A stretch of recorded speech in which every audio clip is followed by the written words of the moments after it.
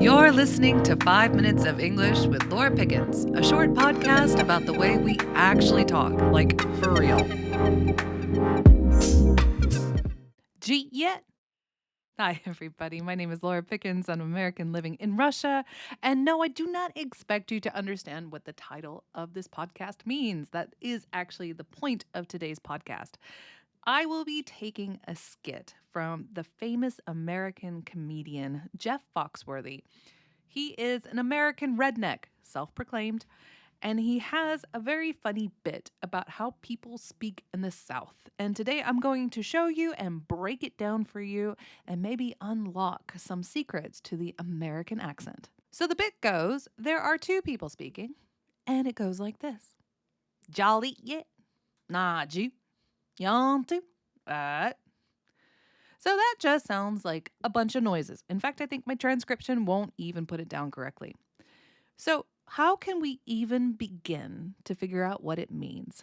I'm going to start with the first idea of intonation. Let's at least try to figure out if this is a question or a sentence. Jolly, yeah. You should recognize that that is a question. How do we know? Because the intonation is on the last part of the sentence. It goes up. This is the indicator in English that it's a question. In Russian, we put the stress on the verb of the sentence when we're making a question, but in English, it's at the end. So another trick is to hear the first sound of the question, because now we know it's a question. Jolly, yeah. The first sound is a duh sound. That is a clue. If a question starts with the duh sound, I either said did or do. Ja, ja. This has a zh sound, sometimes a ch sound. That is the sound of y. We are expecting here a pronoun. Which pronoun starts with that sound? You. We now can figure out. I have said did you or do you. Now, after the pronoun, we can expect a verb. Jolly yet. What did you hear? I basically just said the sound E. What verb sounds like E? It's eat. Did y'all or you eat yet? Jolly yet. There we go. So now the next thing said, nah, you. What do you think is there? Well, I think we can easily say that the n sound is a no, but we follow it up with a question.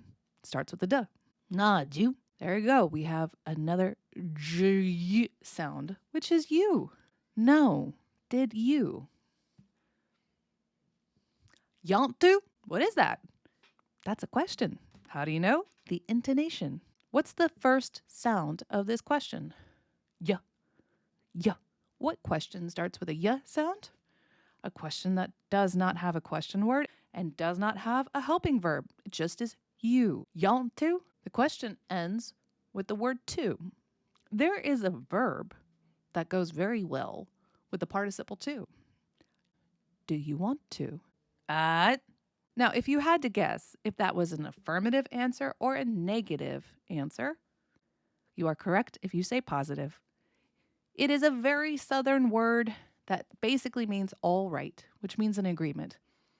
It's a very fun word to try to say correctly, especially with that Southern drawl in there. So let's go back over it.